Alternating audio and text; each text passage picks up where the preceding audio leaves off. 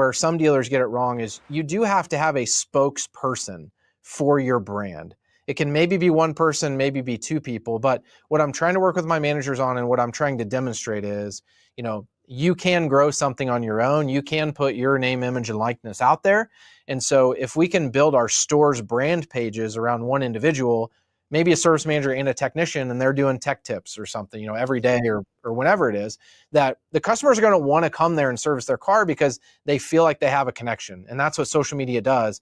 It puts the connection between the people. Welcome to the Strategy with Jason podcast. Tune in for everything you need to know regarding the automotive industry.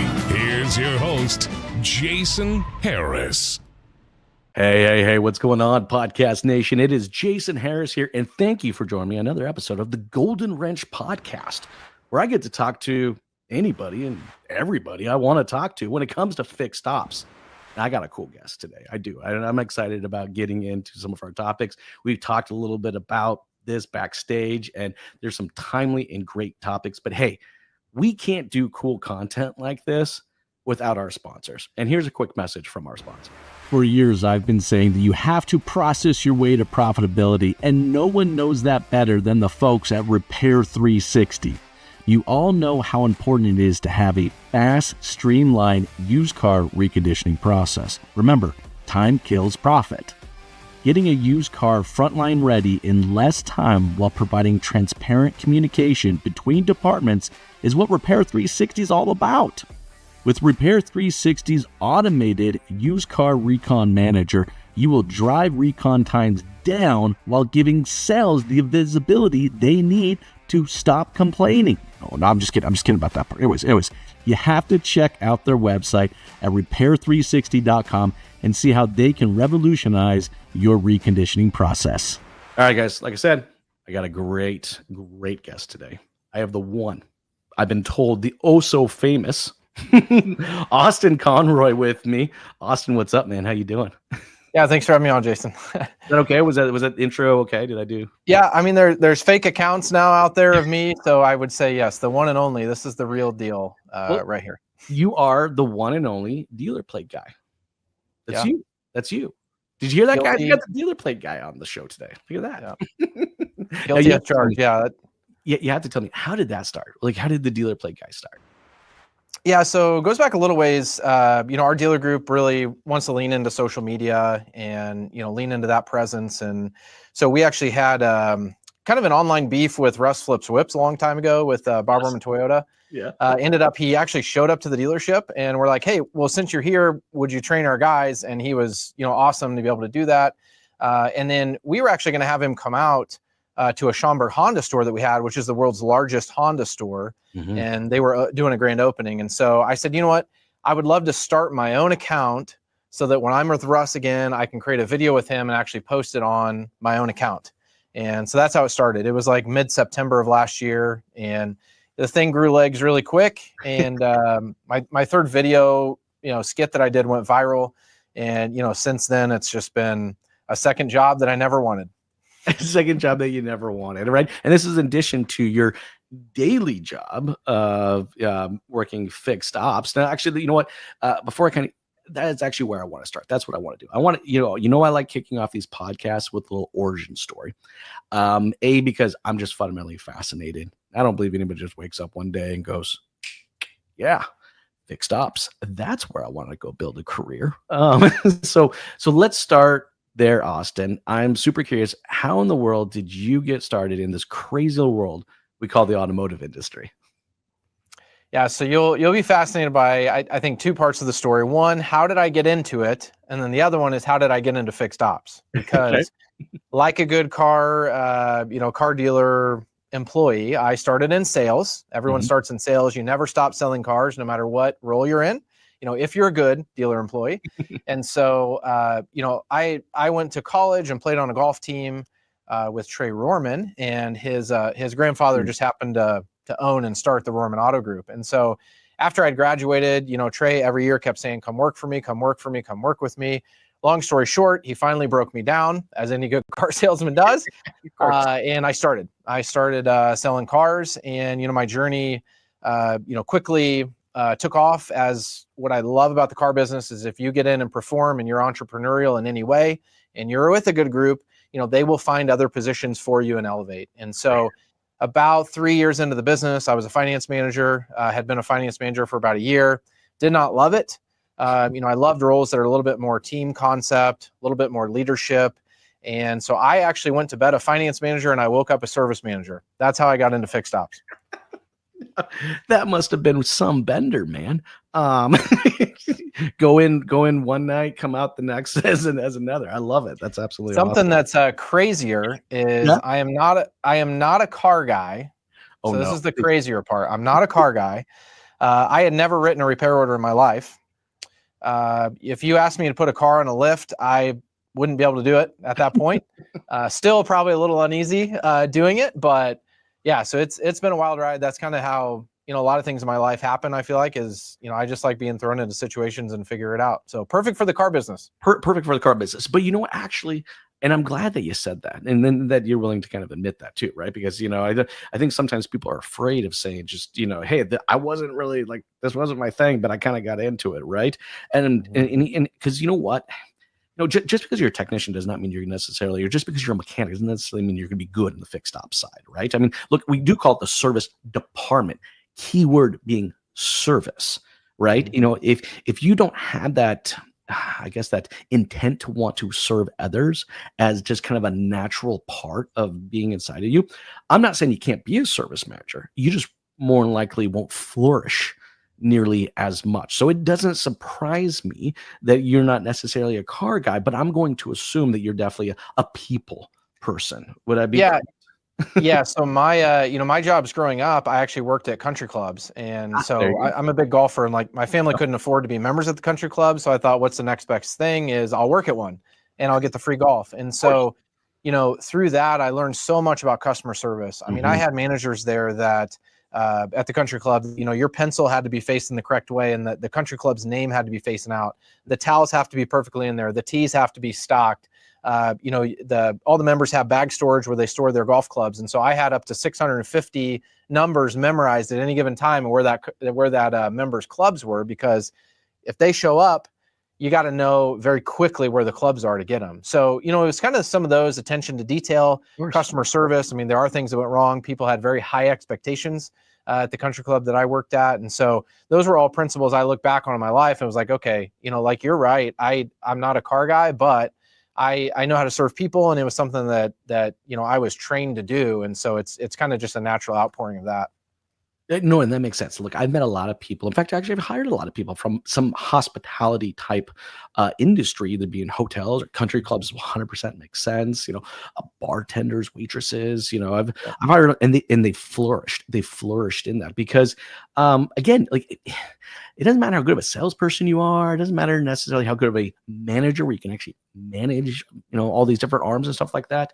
If you just don't have that desire to want to serve people and connect with them in the smallest way, then you just won't do that. I mean, I love the fact that you're from a country club. I love the fact that you had to remember those numbers. And I imagine you actually probably still remember some of the numbers and the names associated with those numbers, right? Yeah, unfortunately. Well, you do. I knew it. Takes up a lot of brain space. It does. But people like us were like that. We just kind of, we have that kind of pre-built into us. And then one of the things I find is that it's very impactful. Someone's name is incredibly impactful, right? Mm-hmm. And when you're able to remember someone's name and when they come back, to you is huge, and it's one of the things that, I try to teach my service advisors. It's like to really try to push to really know anything and everything that they could possibly about these. And we're going to get into that because one of our topics today is leadership. And I think that is one of the indicators of a good leader, all right, is their ability to kind of hyper personalize the experience in some way or form. And it can just be something as simple as knowing someone's name. But what I want to do is I want to start off our conversation. I'm sure we're going to find some rabbit holes because, Austin, I'm really good at finding rabbit holes. But I want to start off with kind of social media, right? Because you started kind of telling me a little bit how you met Russ and you kind of got into this. And, I think the art of the storytelling aspect of social media has kind of faded away a little bit. I think as an industry, and I'd love to get your thoughts on this, as an industry, I think we gravitated towards the media part of social media, but we forget that there's a word before it, and it is to be social. And to be social is to connect with people. We connect people through storytelling. And it's not just say, hey, we're a service department, we're open. We got to story tell us. Can you kind of tell me a little bit about your journey kind of into social media and how you think it can impact fixed ops departments? Yeah, I mean, I think, for a dealership as a whole, you have to get into social media no matter what you do. And so, my journey really started, it was about a year and a half ago. And this video is still up on my LinkedIn. I run as a fixed ops director, I have 5 stores that I help oversee in a collision center. And so probably the biggest store I have is the one that I was a service manager at. It's a Toyota store here in Lafayette. And at the time, we had a manager change, and I don't have any candidates to be a manager at the time. And so, it was really on me to find somebody, and I was very desperate.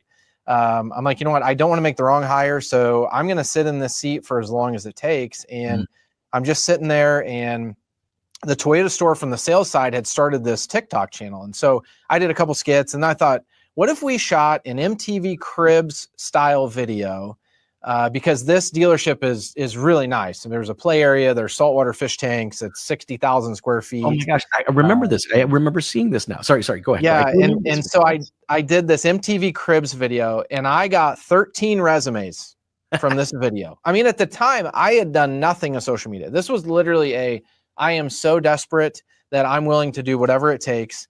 I do this Cribs video, which looking back on it, I need to remake it because I'm like, I would do it so much better. But I think the point of it is you have to start somewhere. Exactly. And people try to be perfect. And people like myself, like I will stop myself from acting because I want it to be perfect. But that video is a perfect example of just put it out there. It's imperfectly perfect.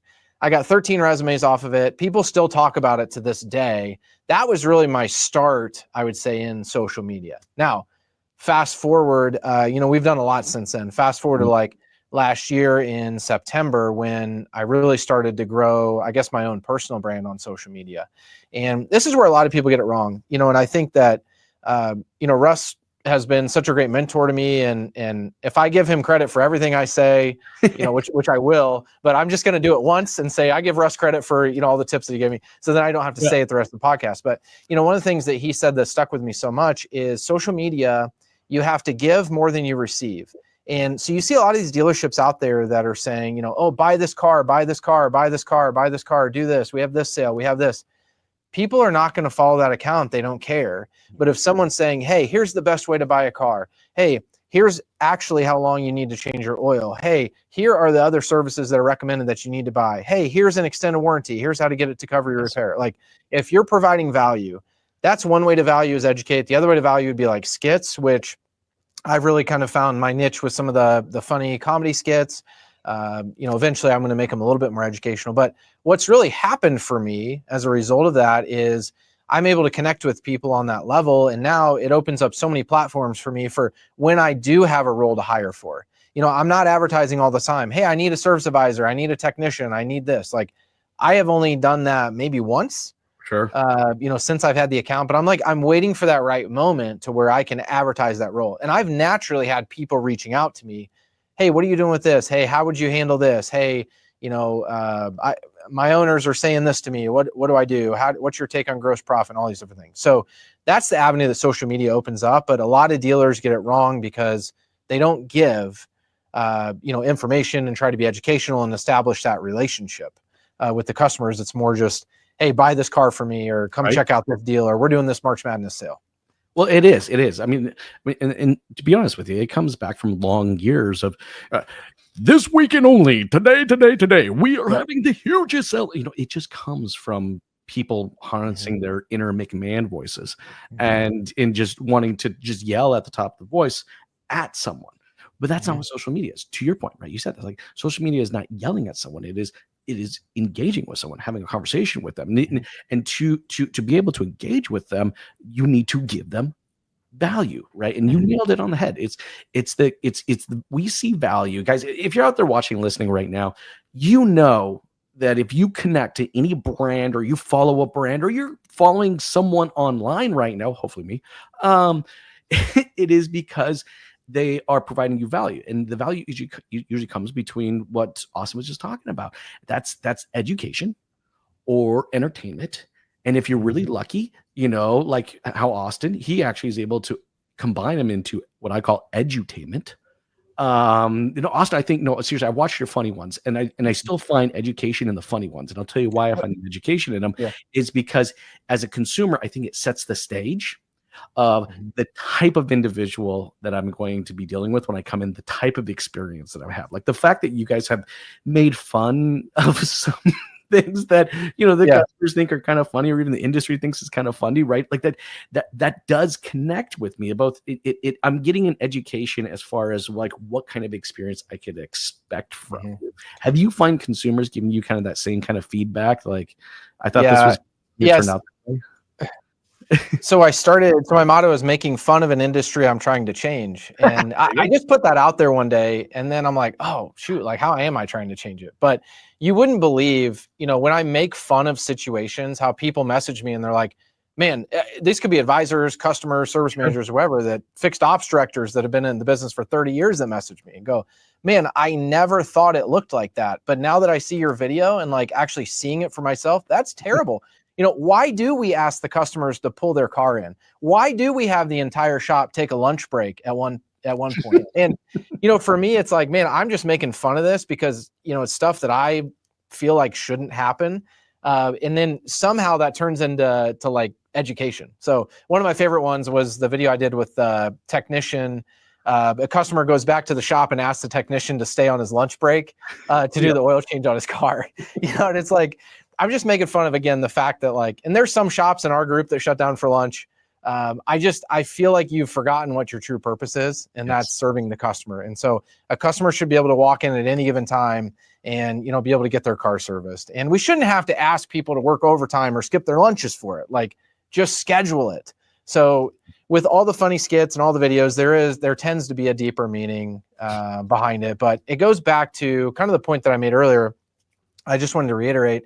I think the next iteration of this for my service departments and some content that I want to put out is someone more likely to visit a store for an oil change, whether it's an aftermarket independent or a dealership, because they have an oil change special, or because they saw the service manager on social media talking about how to service your car. 100%. And I think that's the next iteration of it. And where some dealers get it wrong is you do have to have a spokesperson for your brand. It can maybe be one person, maybe be two people. But what I'm trying to work with my managers on and what I'm trying to demonstrate is, you can grow something on your own. You can put your name, image, and likeness out there. And so if we can build our store's brand pages around one individual, maybe a service manager and a technician, and they're doing tech tips or something, every day or whenever it is, that the customers are going to want to come there and service their car because they feel like they have a connection. And that's what social media does. It puts the connection between the people. It's like a FaceTime call. 100%. Like anytime I do a video like that, you treat it like a FaceTime call. You're talking to the person through it. Even right now, like I'm pretending like I'm talking to one person on the other side of this computer, which I am. It's you. It's me. That's some of the magic of it, and where I feel like it's going to go for our service departments. And I think just to add to what you were saying there, I think what that ultimately ends up creating is trust. Right? I feel confident. I feel like I can trust this person. I have, look, I've trained many service advisors and salespeople over my entire career. And one of the things I've always kind of trained on is that, look, about 70% of what you're saying is not actually coming out of your mouth. Mm-hmm. All right. And what, no better way, all right, to really kind of articulate your passion and your energy and your knowledge around a specific subject than putting it in front of a camera, being on video, right? Because I can see that body language. I can see your eyes. I can see the smile. I can see the authenticity in it, right? It goes a long, long ways. Now, I know dealers out there, you're watching and listening to me and Austin talk right now. They're like, that sounds like a good idea, but I'm going to, here's the bottom line. And I'm going to tell you why you really have to do this, right? From a numbers perspective, right? The average dealership right now is sitting with 16 is a stat I've just recently received, 16 non-franchise entities that are going after your customers right this second, and this can be Joe's Auto Shop, a Midas, a Jiffy Lube, a Quick Lube, a Walmart, a Costco. I mean, heck, almost everybody anymore that's got a shop out there. All right. But a lot of the times in our industry, being when we're franchise dealers, we seem to think that our competition is the other Nissan dealership across the city. That's not the case. There are, on the average, 16 other entities that are going after this business. And guess what? They are telling their story and articulating their story better than you. So, Or right? Go ahead. You want to? Or they're doing SEM and they're driving your cost per click through the roof, which is a meeting I just had today. I mean, it is absolutely insane what it takes to advertise, Honda service, Lafayette, Indiana, and to actually per conversion, like 40 or 50 bucks. Are you kidding me?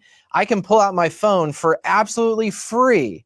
Yes. Record a video, put it on social media, build my brand that way. And guess what the impact of my bottom line is? Nothing other than time, whatever, factor whatever you want in. Here, you'll love this part. So Roman Toyota, they're the most successful dealership in our dealer group when it comes to media. And, that's the dealership that my office is here, and I was a service manager. I came up through the ranks here. Always been really progressive kind of dealership. And they have a link tree. You know what a link tree is on your social media? It shows all your links or whatever.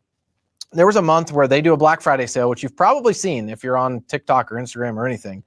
It was the second year that they did it. That link tree during the Black Friday sale outperformed all of the third-party lead providers combined that month. Surprise me. Combined. It wasn't even close. I mean, like doubled up the combined of all the third-party. The only one that beat it was the direct website competition. That was the only thing that beat it in terms of, now we've lowered ad spend a lot with these third-party companies. And, as the social media gains more traction, because again, we're not having to advertise stuff really. It's like people know what's out there. They have relationships with the salespeople and the general manager and the fixed ops directors, and like it's driving people to the store organically instead of having to pay for it. So again, to any dealers out there that are skeptical of it, you have to do it or don't, whatever. I don't care. Or don't, because somebody else will. That's what. See, that's the point. I think if you're out there watching, listening right now, that's the point me and Austin are making right now. Okay, look, this is not a matter of if you're going to do it. It's literally a matter of when you're going to do it. Because if you don't, your competition will. All right, and we are in the I'm going to call this, and I said this a handful of podcasts ago. We're in the decade of social selling. All right. I'm amazed at how much selling is going on socially. I mean, my kids are now watching people auction stuff off in the matter of 15 seconds. 15 seconds, they're auction. People are buying stuff. It's social selling. It's being on there and being in front of things. But guys, let me maybe explain this in one other way. Maybe this will kind of drive home is if, what me and Austin are talking about is a bunch of little things. All right. We're not talking about like one big monster thing that you guys had to fundamentally change, right? We're not telling you like remodel your entire showroom and do this, and this, right? And get the most expensive automated pancake machine you can. Actually, I wouldn't be opposed to, but you don't need to. I'm laughing. I know you're laughing in the background, Austin, because I've seen this happen, right? I've actually seen a $10,000 pancake machine in a service department. Anyways, it's little things that make big differences to the experience, and that's what if you're really kind of hearing the underlying thesis of what me and Austin are talking about, right? That is what we're saying. It's little things, which is actually a perfect segue into our next conversation, because we and you want to talk a little bit about AI. And I know it's a buzzword and everyone's talking about it. All right. But there's a series of little things that AI is doing right now that's fundamentally changing the experience, similar to a bunch of little things you can do in social media through storytelling that will ultimately enhance the customer experience. Austin, you got some thoughts on this, so I'm gonna let you kind of kick this off. Like, does AI make the customer experience better? Let's start there. Yeah, I think I want to tell a story first about Chat GPT came out, I don't know, long time ago. Yeah. But a couple of years ago, I didn't really know how to use it. I'm like, I got on there to kind of mess around and see what it was about. I thought it was the dumbest thing in the world. Like, how do I use it? Then I go to a super group meeting and I'm sitting next to a dealer principal. And he's like, hey, have you gotten on Chat GPT? I'm like, I tried, but it's so dumb. He goes, bro, you have to copy a customer's email, paste it in there and say, please respond saying you're sorry, offer them a free oil change, whatever, and just see what happens. I'm like, okay. Because these emails are ones that you grind on for 20, 25 minutes. Because you're trying to come off as positive, professional, whatever. Authentic, yep. I pasted in there. It was like the most perfect response ever. And I shipped it out. I'm like, this is how you use AI, right? So AI did not do my job for me. It assisted me in doing my job. It also provided a much better customer experience because it showed empathy. Everything was punctuated correctly. It put the offer in there. It apologized. So like, this is the perfect blend of what I feel like AI has to be. Now, as a fixed ops director, when I look to onboard products, I'm constantly vetting, does this make the customer experience better? And does it make the employee experience better? Because at the end of the day, I don't believe you're ever going to be able to replace relationships. We know we're not going to be able to replace the technicians, first of all. Nope.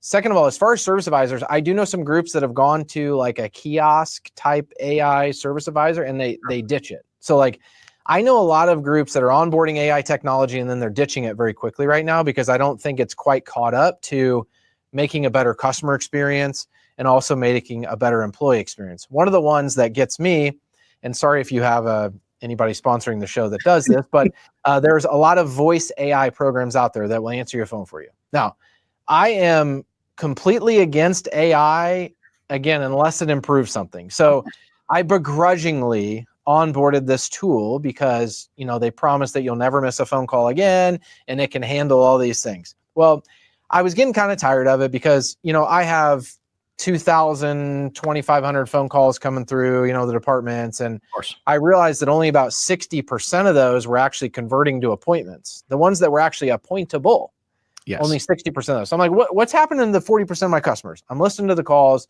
They're hanging up. They're calling the AI not so great words. And I'm getting frustrated with this. So I go to the doctor for my annual physical and I sit down. She doesn't know who I am, what I do. She sees the Roman Auto Group in my shirt. And she goes, "Oh, Roman Auto Group, are you the one responsible for that stupid AI answering service when I called to get my oil changed the other day?" And I looked her dead in the eye. I was like, "Yes, I am." And you know what I'm going to do right after this, right after this appointment?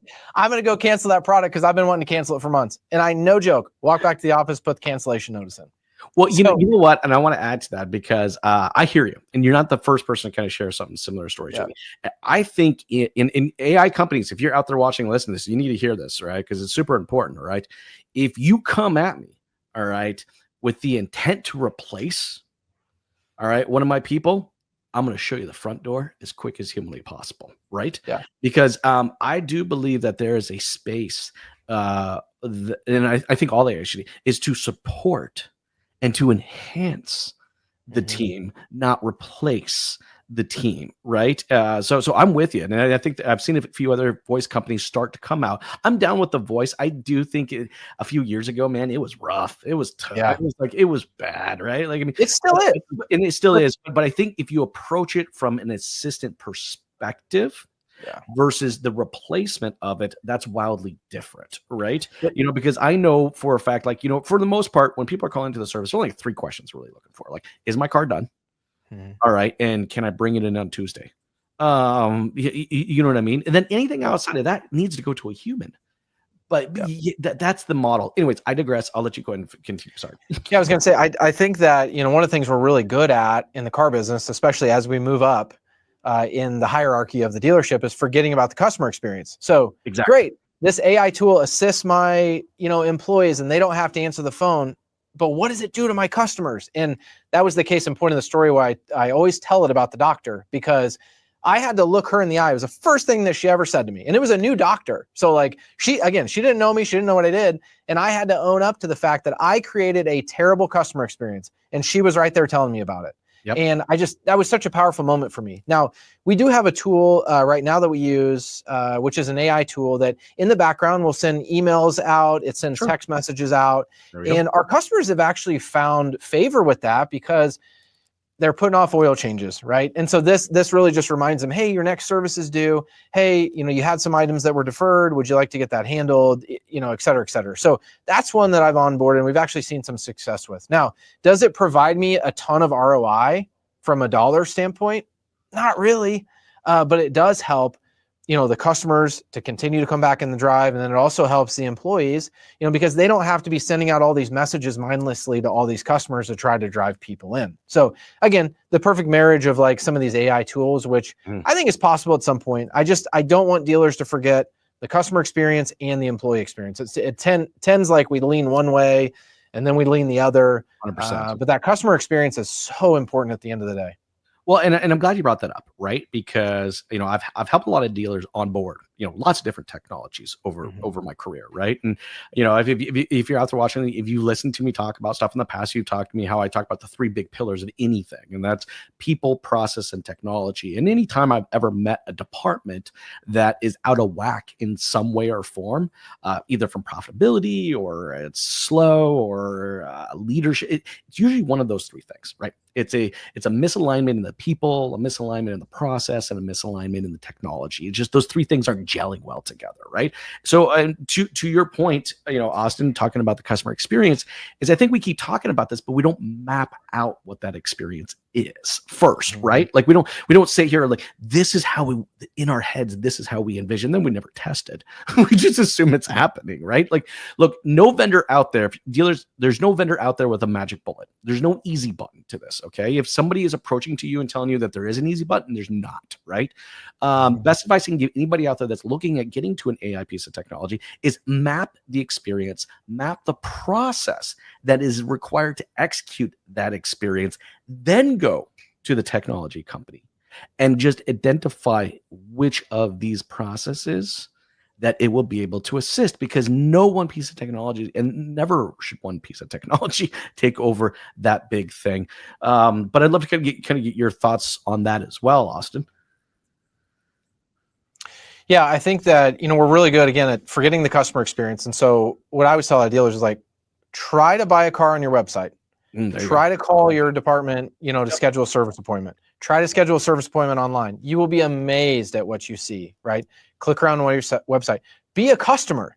And one of the things I've worked on recently with even the phone calls, and this is down to, we switched phone companies a couple months ago. It's given us a lot more visibility just in terms of some of the reporting and recording. And, there's a little bit of AI that analyzes the phone calls.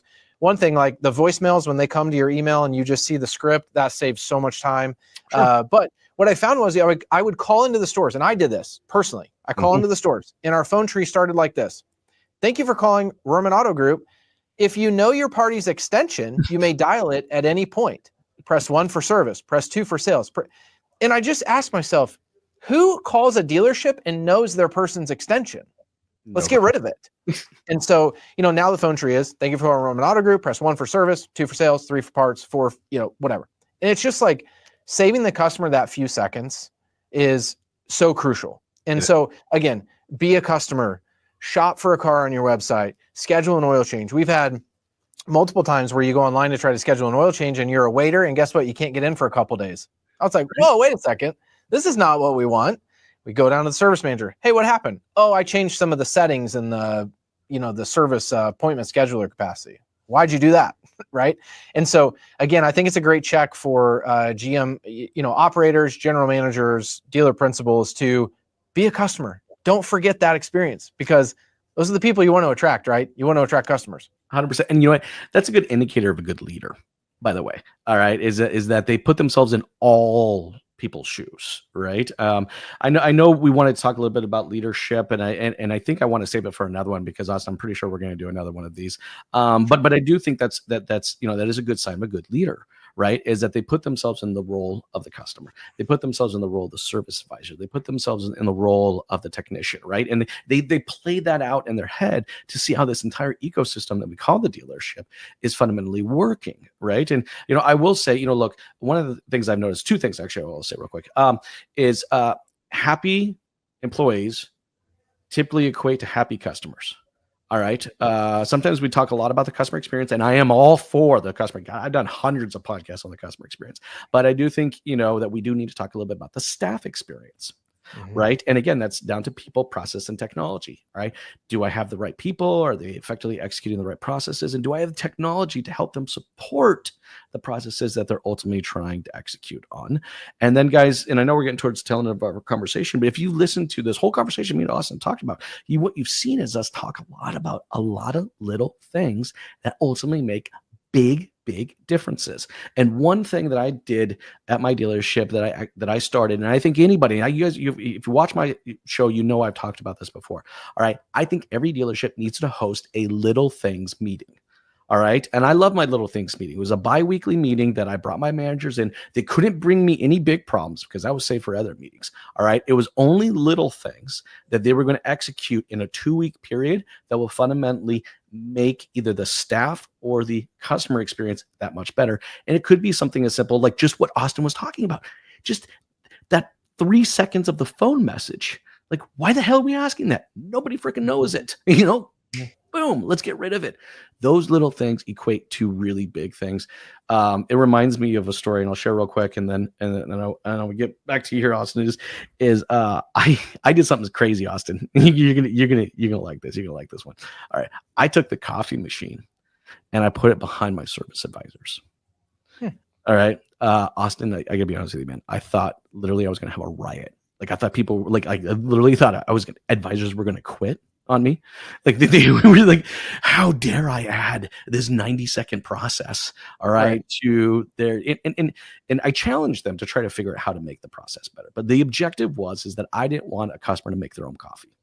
All right. I wanted the service advisor to, all right, first question is ask for their name and how they like their coffee, turn around, hit the buttons, flip back around, fulfill the check-in process before the coffee was completed. So that was my challenge. You can see I might have had a ride on my ends. Yeah. But I will tell you, some of the service advisors, some of them took it as a great challenge, and they started figuring out ways how to make it go faster. They actually started putting notes in the system of how customers would take their coffee. So they actually prep before they even showed up and stuff like this. But I will tell you, this little thing ended up being a very big part of the overall experience that people had at our service department. And I know you've executed things, you've seen results like this. And I would love for you to maybe share one before we finish today's conversation. What is one little thing that you guys changed that you just saw a big result from? Yeah. I got 2 stories that were kind of related here. I don't know if it's going to answer your question, but the first one, I was a pretty young manager, the service department, and I have 6 or 7 advisors, and I got tired of them not greeting the customer out of the car. They were just sitting in their chairs all the time. So what do you think I did? Put them outside. I took the chairs away. I got in early one morning. I just took all the chairs away. I threw away. Love it. And it's funny because to that day, we have not had chairs in the Toyota service department. That's been 5 years. And, the other thing was going paperless. And you know what I learned about going paperless? When you unplug the printers, people figure it out. So I think the little things, and I love that you touch on that, because one of the biggest mistakes that managers make are when an employee comes to them with something that they feel like is little, the manager feels like it's little, they table it. And then what happens? The employee has to remind them, then has to remind them again. Yes. And then it starts building up in the employee of like, this guy doesn't care because it's something simple, but the manager's thinking, well, I got all these other things to do. I'll get to it, right? Because it's something little. So again, back to your point of, that's something I've always tried to do, is execute on the little things, no matter how small they are. Always get back to somebody on something if they ask me about it. And it's better to tell someone no right away than to let it linger for weeks or months or who knows, years at a time. You're absolutely right. Austin, this has been a really, really fun conversation. And I'm positive this is the first of probably a handful of more conversations me and you are going to do, because I think there's a lot of stuff that we'd like to touch on from a leadership perspective and other things. But Austin, before I let you go, for everybody watching and listening who have enjoyed this conversation and maybe would like to maybe pick up and maybe pick your brain on a few of the aspects that we've talked about today, what's the best way for someone to connect with you? Yeah, Dealer Plate Guy on all the socials, as far as Instagram, TikTok, and Facebook, dealerplateguy@gmail.com. And then I also have a little website that I put up, so dealerplateguy.com. I mean, if you don't know how to get a hold of me that way, just try it. I don't know. Shoot me a DM. I try to respond to all the DMs. I typically do. So I love it. I love it. And by the way, you're doing an amazing job building the brand, by the way. I absolutely love that. In fact, that could be another podcast in itself that I think we're going to have to do one of these days. Hey, I got to ask you one thing. Before we go, I got to ask you one thing. Shoot. On your Starbucks cup, do you have writing on it? I do. Yes. What does it say? Yes. Have an amazing day. You are a shining star. Wow. So I want to make this point before we go, and I don't care if we're over time. I have been absolutely enamored by this Starbucks thing, as somebody in like a higher level of leadership. So they get the new CEO, the guy that came from Chipotle, that turned Chipotle around, the stock price went through the roof. What does he do? He's like, let's go back to what we used to do. Let's start writing on cups. There's so many people that say, oh, that's just an exercise of like a leader trying to tell people what to do. But I'm telling you this. I don't go to Starbucks a lot, but I go back every once in a while just to see if they write something on my cup, just to see if they will. I had something crazy happen the other day. My dog, who just turned 8 yesterday, had a surgery that day, and I go to Starbucks, and it says, tell your dog to have a great day on the cup. It's a pre-written message. I know it's pre-written, but you can't make it up. And so again, going back to the customer service, sometimes it's very forced. Sometimes it's very much a checkbox, but that doesn't mean that it doesn't mean something to the person on the other side of the cup. Because I know you smiled a little bit when you read that, right? Absolutely. But somebody wrote that on every single cup. They wrote it on 100 cups just so they could pre-write it and get the heck out of the way. But it still meant something to you. Well, and to your point, I mean, that just goes to add to everything we're talking about. These little things make big, big differences. And guys, when we talk about the importance of these little things, look, again, we mentioned it earlier in the podcast, 16 non-franchise entities out there fighting, all right, and going after your customers for their business, right? If you're not using social media and telling the story, if you're not using AI to make things more efficient and better the experience, it's really not a matter of if you are, it's more a matter of when you're going to do it, because everybody's eventually going to do it. But it's these little things that make up fundamentally big, big differences. Austin, I can't tell you how much I appreciate your time today, dude. This has been a really, really, really fun episode to record. For everybody out there watching, listening, one of the biggest compliments you can give myself or Austin is share the show. All right. If you have a friend or a colleague or a manager that needs to see some part of today's conversation, share the show. It means so much to us as content creators. So thank you, everyone, for your time. You all have yourselves an amazing day. Thanks, Austin. Thanks, guys. Thanks for tuning in to the Strategy with Jason podcast with your host, Jason Harris. Remember to like, comment, and subscribe.